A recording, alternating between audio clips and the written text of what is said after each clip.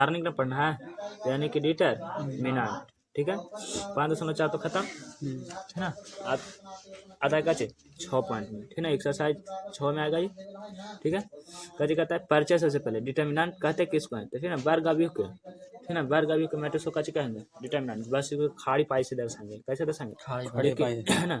Matrix में कचे कहते थे बड़ी कोश से अथवा छोटी कोश से भी दर्शाया जाता था किसको, मैट्रिक्स को, यानी कि अवयव को, ठीक है ना। लेकिन डिटरमिनेंट यानी सारणी को कैसे खड़ी पाई से दर्शाते हैं। सबसे पहले परिचय में देखो, कोई मैट्रिक्स देले है, कैसे मैट्रिक्स देले हैं कि a1x b1y बराबर c1, a2x b2y बराबर c2। तो इसको मैट्रिक्स देना है, तो मैट्रिक्स के रूप में लिखना है, तो कैसे लिखेंगे, सबसे पहले कि इसको दोनों को बड़ी क्वेश्चन बंद कर देंगे ऐसे, है ना, इंटू एक्स वाई और बराबर c1 और c2, अथवा छोटी कोष्ठक भी बंद कर सकते हैं, ठीक है। किसका रूप हो गया, मैट्रिक्स के।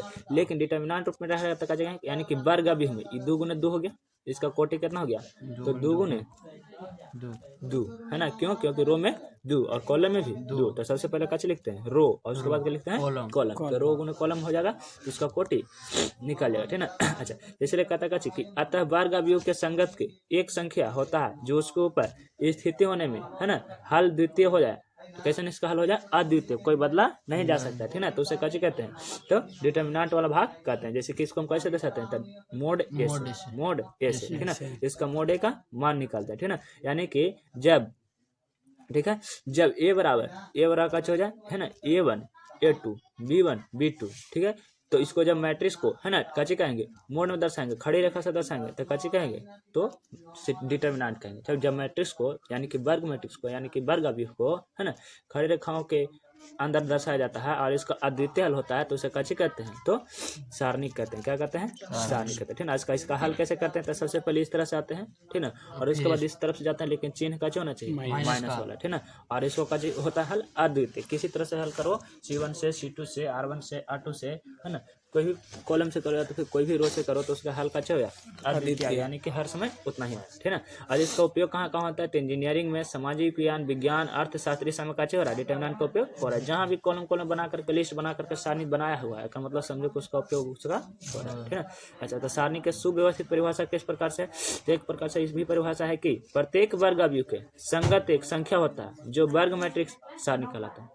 प्रत्येक वर्ग अवयव के संगत एक संख्या होता है जो वर्ग मैट्रिक्स है सारणी कहलाता है। इसे कैसे दर्शाते हैं, तो मोड ए से अथवा DETA डिटरमिनेंट ए, ठीक है ना।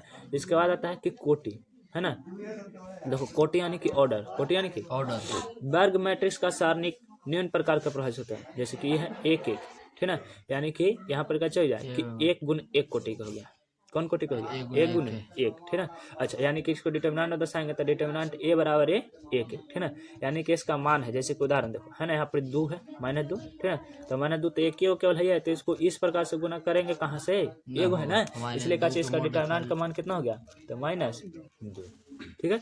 इसके बाद आता है कोटि 2, है ना, कोटि 2 वाला, वो तो कोटि 1 था, अभी कोटि 2 वर्ग अवयव के, है ना, वर्ग अवयव वाला, ठीक है, 2 गुने 2 के वर्ग अवयव के कोटि का मैट्रिक्स का हो जाएगा 2 कोटि वाला, ठीक है। जैसे कि ठीक है, यहाँ पर ए 1 1 ए 1 2 ए 1 1 और ए 1 2 ए 2 1 और ए 2 2, ठीक है ना। तो ये का हो जाएगा, इसको इस प्रकार से गुना करेंगे सबसे पहले, ठीक है ना।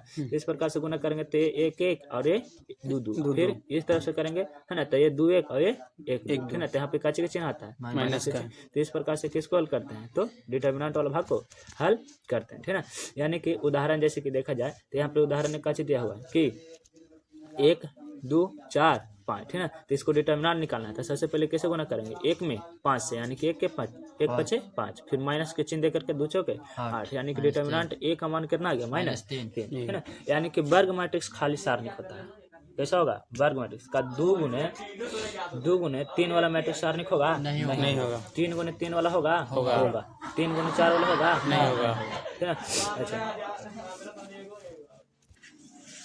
कैसे कहते हैं इसमें, और ये केवल वर्ग मैट्रिक्स में कैसे होते हैं, सारणिक होते हैं, ठीक है ना। यदि कोई ये वर्ग मैट्रिक्स हो, है ना, तो उसको सारणिक में सूचित करना होता है, तो कैसे कहते हैं, मापांक, उसका कैसे कहते हैं, मापांक, यानी कि मोड, ठीक है ना। इसको हो जाए कची, ठीक ठीक है ना। अच्छा मतलब कि मोड में नहीं दर्शाते, उसको मोड पढ़ते नहीं है, मोड खाली डिटर्मिनेंट ऑफ ए पढ़ते हैं। क्या पढ़ते हैं? Determinant of. आगे कहता है कि 3 कोटि वाला मैट्रिक्स सारणी, 3 कोटि वाला ना, यानी कि 3 गुने 3 वाला। तो देखो 3 गुने 3 के तरफ सबसे पहले 1 वाला चलेगा, ए 1 1 ए 1 2 ए 1 3, फिर ए 2 1 ए 2 2 और ए 2 3, ए 3 1 ए 3 2 ए 3 3, ठीक ना। और इस तरह से हो जाएगा, तो हो जाएगा कच्ची रो, है ना, नहीं कॉलम, ये कच्चा हो जाएगा कॉलम, और ये वाला कच्चा हो जाएगा रो, ठीक है ना। अच्छा तो सबसे पहले रो को लिखते हैं, तो 3 गुने 3 के, है ना। तो इसको हल कैसे करते हैं, तो इसको थोड़ा सा ध्यान से देखा जाए। यहाँ पर ये ABCD वाला से नहीं समझ में आएगा, ABCD वाला से समझना है तो थोड़ा सा कोऑपरेट करना। देखो कि जिसको भाग, जैसे कि एक एक लेंगे, कैसे ले लेंगे, एक एक ले लेंगे, ठीक ना। अगर हम एक एक ले लेंगे, कैसे ले लेंगे, एक एक, ठीक ना। C1 से चल रहे हैं, R1 से चल रहे हैं, कोई से भी, ठीक ना। तो हम यहाँ पे चल रहे हैं C1 से, कैसे चल रहे हैं, C1 से, ठीक ना। तो सबसे पहले अगर हम एक एक ले लेंगे, तो इसके सामने वाला और इसके सामने वाला ढक जाता है, ठीक ना। तो कितना हो जाएगा, ए 2 2 ए 2 3 और ए 3 2 और ए 3 3। ये ऐसे बोलने से आसान है ना कि 22 23 32 33 बोल दो, ठीक ना। उच्चारण बाकी कोई के एक्सप्लेन करना रहेगा, ज्यादा एक्सप्लेन करना रहेगा थोड़ा सा, तब वहाँ पे कहीं कि भाई ये दो ही होता है, समझने के लिए हम लोग 22 23 बोल देते हैं, ठीक ना। तो 22 23 और 32 33 वाला भाग आ जाएगा, ठीक ना। अच्छा इसके बाद कच्चे हो जाएगा, इसके बाद हो जाएगा कि इसको से तो कर दिए, अब इसके बाद ए 2 1 से करेंगे, तो इसके सामने वाला और इसके सामने वाला भाग को ढाक देते हैं, है ना, यानी कि छिपा देते हैं। उसके बाद जो बच जाएगा 12 13, है ना, बच जाएगा कौन सा भाग, तो 12 13 और 32 33, तो 12 13 यहाँ पर, यहाँ पे क्या चाहिए 13, ठीक है। और फिर नीचे में क्या चाहिए कि 31 32 33, ठीक ना। यहाँ पे जब देखा जाए, अच्छा ये R1 से नहीं किया है, गलती ऐसे नहीं है, देखो है ना। यहाँ पर कैसे कर दिया, हम बताए थे C1 से, है ना। आई कर दिया कैसे R1 से, है ना। तो रोवन से कर दिया, देखो कैसे रोवन से पता चला है। तो यहाँ पर ये एक एक ए 1 1 ए 1 2 ए 1 2, ठीक ना। और फिर साथ साथ कैसे कि ए 1 3 तो ए 1 3, यानी कि रो से कर दिया, ठीक ना। तो इसका भी सही है, ठीक ना। हम कॉलम से करे थे, तो रो से किया है। तो देखो अगर ये वाला भाग से लेगा तो इसको और इसको ढक जाएगा, ठीक ना। तो 22 23 32 33, तो 22 23 32 33 है। और ये वाला भाग से करेगा तो इसका और इसका ढक जाएगा, ठीक है। यानी कि हो जाएगा 21 23 और 31 33, 21 23 और 31 33, यानी कि R1 से क्या हुआ, ठीक है। तो इस तरह, और फिर इसको में कैसे करते हैं, तो इसको हम लोग कैसे करते हैं साधारणतः, है ना, इस तरह से गुना करते हैं, उसके बाद फिर माइनस का चिन्ह दे करके यहाँ पर से गुना करते हैं। उदाहरण पर इसको पर देखेंगे तो थोड़ा सा ज्यादा समझ में आएगा, ठीक है। अच्छा इसके बाद नोट पॉइंट में कुछ है कि जो मैट्रिक्स वर्ग मैट्रिक्स नहीं है उसका सारणिक नहीं होता है, वर्ग में नहीं रहेगा उसका सारणिक नहीं होगा, क्योंकि सारणिक में जितने पंक्ति होते उतना ही स्तंभ होता है, यानी कि हमेशा हमेशा के लिए सारणिक जो डिटर्मिनेंट से वर्ग ही होगा, है ना। आयत वाला नहीं होगा, त्रिभुज वाला नहीं होगा। सारणी के किसी रो या कॉलम के अनुदेश विस्तार करने पर इसका मान नहीं बदलता, मान कि कोई भी रो से करे हल, कोई भी कॉलम से करे हल, इसका मान नहीं बदलता। साथ साथ कोई भी रो को कोई भी कतार में आपस में एक्सचेंज कर सकता है ना, यानी कि, है ना, यहाँ पर सी है C1, ठीक है, ये C2 C3, तो C1 को C3 की जगह पे लेके चले जाएंगे और C3 को C1 की जगह पे ले जाएंगे, फिर भी कोई फर्क पड़ने वाला डिटर्मिनेंट में नहीं है ना। ये है डिटर्मिनेंट के रूल, है ना। इसके बाद कि 3 गुणे 3 कोटि कतार, है ना, 3 कतार और 3 स्तंभ होते हैं तो अवयवों की संख्या 9 हो जाती है ना। और 2 गुणे 2 रहेगा तो 4, ठीक ना। हमेशा इक्वेशन होगा वर्ग अवयव, ठीक ना। और इसके बाद आता है उदाहरण के सारणी को एक दूसरे का अनुदेश विस्तार हमें मिलता है, माने कि इसका काची करते हैं, मान निकालते हैं, ठीक ना।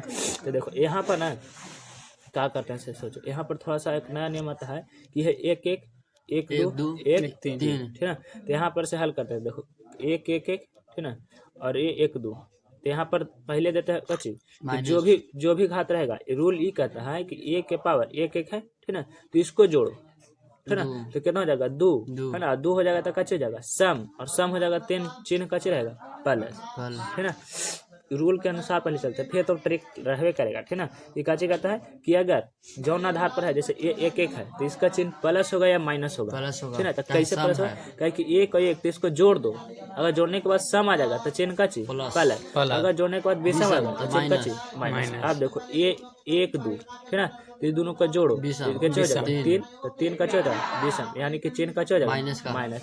तो यहाँ पर देखा जाए कि ठीक है, तो यहाँ पर चिन्ह का चिन्ह प्लस, यहाँ पर चिन्ह माइनस, और यहाँ पर ये 1 3 है तो जोड़ देंगे तो 4 हो जाएगा, यानी कि विषम हो जाएगा, विषम हो सम होगा और सम हो जाएगा कच्चा हो जाएगा, है ना। तो ये होता है रूल के अनुसार, लेकिन हम लोग डायरेक्ट याद करते हैं कि अरे यार देखो प्लस करना फिर माइनस करना और फिर प्लस करना, ठीक है नहीं। कॉलम से चलेंगे फिर भी, चाहे तो है ना, रो से चलेंगे फिर भी। देखो यहाँ पर भी है, ठीक है, यहाँ पर से भी कच वही प्लस माइनस वाला खेल हो जाएगा। यहाँ पर जोड़ देंगे तो एक एक दो आ जाएगा, है ना, दो जाएगा सम आ जाएगा तो कच हो जाएगा पहले, है ना, 1 2 3 तब 20 तो कच हो जाएगा माइनस, ठीक है ना। अच्छा 3 1 4 यहाँ पे कच हो जाएगा सम यानी कि प्लस, ठीक है ना, यानी कि प्लस माइनस प्लस, है ना। तो इसको भी प्लस माइनस प्लस, ठीक है ना। यानी कि हमको ध्यान में ही रखना है कि अगर यह का स्थान किसका स्थान, तो एक एक कॉलम के रो के अवयवों के स्थान, ठीक है ना, जोड़ करके सम आता है तो कैसे हो जाएगा प्लस होगा। अगर माइनस आएगा तो कैसे विषम हो जाएगा, ठीक है ना, माइनस हो जाएगा, ठीक है।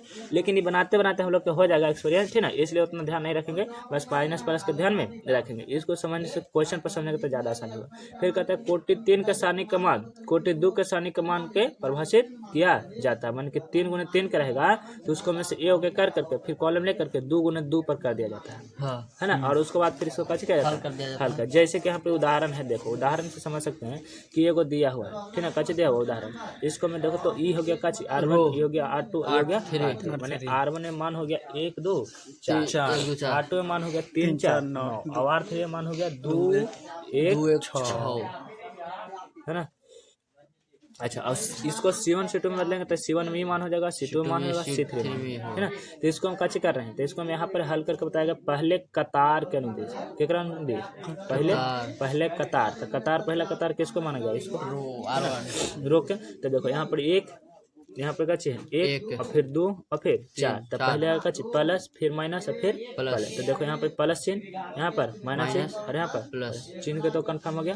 अच्छा और इसके बाद फिर ये बात को तो ध्यान रखे करते हैं कि जिस भाग वाले को लेते हैं, जैसे 1 वाले भाग को लिए तो उसके सामने वाला और इसके आड़े तिरछे दोनों को ढंग देता है, यानी कि 4 9 1 6, तो 4 9 1 6 लिखा हुआ है नहीं। अच्छा इसके बाद फिर किसको भाग लेंगे, है ना, इसके बाद लिया है कौन से, R1 से है, तो 2 से, इसको 2 के सामने वाला ही से और 2 के सामने वाला, ऐसे दोनों का भाग कैसे कर दिया, घर ढक दिया गया है, ठीक है ना। अच्छा तो कितना आ जाएगा यहाँ पर, है ना, इसको ढक दिया और इसको ढक दिया, तो 3 9 और 2 6, तो यहाँ पर लिख दिया। और उसके बाद फिर किसको, है ना, तो 4 वाला के सामने में, ठीक है, तो 4 के सामने वाला, तो इसको इस तरह से ढक देंगे और इसको, और उसके बाद बचा कितना 3 4 2 1, तो यहाँ पे बच गया कि नहीं बच गया है ना। अच्छा अब इसके बाद कैसे करते हैं, तो इसको हल कर देते हैं। कैसे हल करते हैं, तो इस प्रकार से पहले, उसके बाद इस प्रकार से। तो 4 छक्का 24, 9 कम -9, है ना, और 3 छक्का 18, 2 9 18, 3 कम 3 2 चौके -8। और उसके बाद फिर तो आ गया बदमाश वाला रूल, तो गुना कर देंगे। गुना करने के बाद जितना मान आ जाएगा वो हो जाएगा इसका डिटर्मिनेंट के मान, ठीक है ना। इस तरह से कैसे करते हैं, डिटर्मिनेंट के हल करते हैं, ठीक है। आगे आता है कि सारणी के मुख्य विकर्ण, सारणी के मुख्य विकर्ण। तो हम लोग मैट्रिक्स में ही देखे थे कि विकर्ण हमेशा किस तरह से होता है, तो ऊपर से नीचे की ओर आता है, बाएं से दाएं की ओर, है ना। यानी कि इसका विकर्ण का जो अवयव है से A1 B2 और C3, A1 B2 और C3, ठीक है ना। और इसी रेखा में हमेशा मुख्य विकर्ण होता है, ठीक है। सारणी के पहले दूसरे और तीसरे रो, है ना, कम से कम का R1 R2 R3 करते हैं और कॉलम को, है ना, C1 C2 और C3 से सूचित करते हैं, ठीक है ना। और इसके बाद आता है नया टॉपिक, कैसे आता है, जिसको हम लोग यहाँ तक तो हो गया था, ठीक ना। यही ना है जो आज हम लोग पढ़ना है मेन, तो इसको ध्यान से देखना है। कैसे कहता है, उप सारणी एवं सहखंड, उप सारणी एवं सहखंड। उप सारणी को उतना नहीं, लेकिन मिनोर की याद रख रहे हैं, इंग्लिश में Minaur and cofactor, Minaur and cofactor, ठीक है ना। देखो जैसे कोई दिया है कैसे determinant A1 A2 A3 B1 B2 B3 C1 C2 C3। अब इसको निकालना है कैसे उप सारणी। उप सारणी कहने का मतलब कैसे मिनोर, उप सारणी कहने का मतलब मिनोर, और सहखंड निकालने का मतलब कोफैक्टर, ठीक है। इसमें देखो A1 रो और कॉलम को, A1 रो है ना, फिर कॉलम है, ठीक ना, रो कॉलम को हटाने के बाद प्राप्त होता है, ठीक है ना। जैसे कहने का मतलब है कि देखो यहाँ पर भी कैसे करेंगे, उसी प्रकार से हटाएंगे B2 B3 C2 C3, है ना। यहाँ पर कैसे किया था, हटाएंगे कैसे, इसको सामने वाला तो इसको सामने ऐसे हटा देंगे, ठीक है ना। तो बचेगा B2 B3 C2 C3, यहाँ पर बचा है ना। यानी कि अर्थात, है ना, इसको जब गुना करेंगे तो गुना करेंगे तो कैसे गुना करेंगे, B2 C3 और C2 B1, है ना, इसको माइनस, ये एवं का मिनोर हो गया, कैसे हो गया A1 का मिनोर। A1 का मिनोर कैसे निकालेंगे, तो A1 का मिनोर निकालना है, ठीक है ना। तो देखो A1 का मिनोर निकालना है ना, तो सबसे पहले कैसे कर देंगे, इसको ढक देंगे और इसको ढक देंगे, और इसके बाद फिर ऐसे गुना करेंगे और फिर ऐसे गुना करेंगे, यहाँ पे कुछ ना और ही आ जाएगा कच्ची A1 के मिनोर, A11 के कच्ची मिनोर, मिनोर यानी कि उप सारणी, है ना, मिनोर मतलब कि उप सारणी, ठीक है ना। अच्छा इसके बाद आता है देखो और को फैक्टर में क्या करते हैं, को फैक्टर को तो लिखा नहीं, ठीक है। को फैक्टर को देखो, को फैक्टर में कैसे निकालते हैं, ठीक है कि अच्छा वो तो मीनो निकल गया। अब को फैक्टर का होगा कि इसका स्थान का था, तो ए एक एक और ए एक एक यानी कि सम, और सम यानी कि प्लस, यानी कि प्लस में मान हो जाएगा से को फैक्टर, और माइनस में मान हो जाएगा तो कची, तो ये स्थान के अनुसार जब मान निकलेगा से को फैक्टर, और केवल हल करके निकल जाएगा तो हो जाएगा कची वो सारणिक, ठीक ना। इसको क्वेश्चन पर देखेंगे थोड़ा सा ज्यादा समझ में आएगा, ठीक ना। इसके बाद कहता है कुछ संकेत देखो, किसी सारणी के दूसरी तीसरी पंक्ति को R1 R2 R3 सूचित करते हैं, है ना। कॉलम को C1 C2 C3 से करते हैं। आयवी पंक्ति तथा जैविक पंक्ति परस्पर परिवर्तन किया जा सकता है, मान कि एक दूसरे को बदला जा सकता है, जैसे कि R1 को R2 में, R2 को R1 में, R3 को R2 में, है ना, मान के बदला। उसी प्रकार से कॉलम को भी एक दूसरे में बदला जा सकता है। और इसके बाद कहता है कि इन्हें क्रमशः जोड़ा या घटाया जा सकता है, जोड़ा या घटाया जा सकता है, गुना करके जोड़ा जा सकता है, भागा करके जोड़ा जा सकता है, ठीक ना। 5.4 में हम लोग रूल लगाए थे कुछ उसी प्रकार से, इसलिए कहते हैं कि डिटरमिनेंट बनेगा ना तो थोड़ा सा ज्यादा अच्छा, नहीं तो फिर रूल के अनुसार बनेगा। और कहता है कि रो में कॉलम में दोनों। इसके बाद आता है कि सारणी के गुना, सारणी के गुना, ठीक ना। सारणी को गुना कर रहेगा, ठीक ना, तो पंक्तियों को स्तर में बदल करके, है ना, मान नहीं बदलता। इस सारणी के गुण है ना कि पंक्ति को देखो, ये कौची है कॉलम, है ना। कॉलम को यहाँ पर वाला कॉलम यहाँ पर लेकर चल जाएगा तो यहाँ पर तो कोई मान नहीं बदलेगा, ठीक ना। अच्छा, इसके बाद आएगा कि रो को भी, है ना, किसी सारणी का मान शून्य होता है यदि उसके कोई दो पंक्ति शून्य हो जाए। देखो सारणी का मान शून्य हो जाएगा, जैसे कि 2 3 0, है ना। आई दो गो मान, है ना, दो गो पंक्ति देखिए, एक पंक्ति में कोई अगर 0 रहेगा, कहने के बाद वैसे नहीं, 1 2 3 4 5 6 2 2 1, ठीक है। ये है एक में सब अलग अलग है तो इसका मान शून्य नहीं होगा। लेकिन जब कोई 1 2 3 है, यही सेम टू सेम रहता है 1 2 3, तो कोई दो गो रो या कॉलम एक जैसा रहेगा तो उसका पूरा मान का चाहिए हल नहीं करेंगे, डायरेक्ट मार देंगे। ऐसे क्वेश्चन हालांकि चैप्टर में आएगा, है ना, तब फिर हम लोग ध्यान में आ जाएगा। ये सूत्र होता है, ठीक है। आगे क्या कहता है, तीसरा प्रॉपर्टी है कि सारणी के किसी पंक्ति या स्तंभ में कोई गुणनखंड उभयनिष्ठ हो तो उसको सारणी से बाहर ले सकते हैं, माने कि दोनों में जब मिले, ठीक ना, तो उसको कॉमन ले सकते हैं, ठीक ना। अच्छा, इसके बाद चौथा गुण है कि यदि किसी सारणी के स्तंभ या पंक्ति, है ना, का प्रत्येक अवयव 2 से अधिक राशियों का योग हो तो उसे अलग अलग कर सकते हैं, माने कि जोड़ करके चाहे तो अलग अलग करके फिर जोड़ भी सकते हैं, है ना। इसमें और क्या कहता है इसके कि किसी सारणी के किसी पंक्ति या स्तंभ में किसी संख्या का व्यंजक से गुना दूसरे पंक्ति से स्तंभ में जोड़ने या घटाने का मान नहीं बदलता, माने कि गुना करेंगे सब में तो उसका मान नहीं बदलेगा, भाग करेंगे तो सब में कोई मान बदलेगा नहीं, ठीक ना। छठा प्रॉपर्टी है कि किसी सारणी का मान शून्य होता है यदि उसके किसी पंक्ति या स्तंभ के अवयव कच्चे हो शून्य, कोई सारणी है, ठीक ना, और इसमें से प्रत्येक का अवयव कच्चे है शून्य हो तो उसको कच्चे मान हो जाएगा शून्य। एगो कॉलम के मान सुन रहे चाहे तो एगो रो का मान भी सुन रहे, ऐसा क्वेश्चन हम लोग को बहुत सारा सिद्ध करने को मिलेगा। इसके बाद कहता है कि यदि सारणी की दो पंक्तियां या स्तंभ अवयव समानुपाती है तो सारणी का मान कैसे होगा शून्य, यानी कि दोनों को क्या अवयव एक समान हो तो शून्य हो जाएगा। सारणी का अवयव, है ना, का विकर्ण अवयव हो तो उसमें कैसे आएगा विकर्ण का मान उसके गुणनफल के बराबर आएगा, ठीक ना। और इसके बाद कहता है कि अवयव कैसे हो के से गुना करना हो, देखो हाँ यहाँ पर से ऑब्जेक्टिव आएगा कि अवयव ए, है ना, एन गुना एन कोटि का और के को यदि हो तो के पावर एन बराबर ये होता है मोड, है ना। इसको बनाए थे क्वेश्चन, है ना, कि 2a बराबर 2 के पावर, है ना, 2 गुने ए आया था, यानी कि 4 आया था ना सिद्ध करके क्वेश्चन पहला या दूसरा करना था, ठीक है। इस प्रकार से सूत्र होता है। और उसके बाद अगर ए बी के गुना करना रहेगा, ठीक है, ए बी के, ठीक है, तो ए बी के गुना करना रहेगा तो कैसे कहेंगे मोड ए, है ना, मोड बी के गुणनफल के बराबर आएगा, ठीक है ना। और इतना ही था और बाकी हम लोग, है ना, चैप्टर पर आते हैं।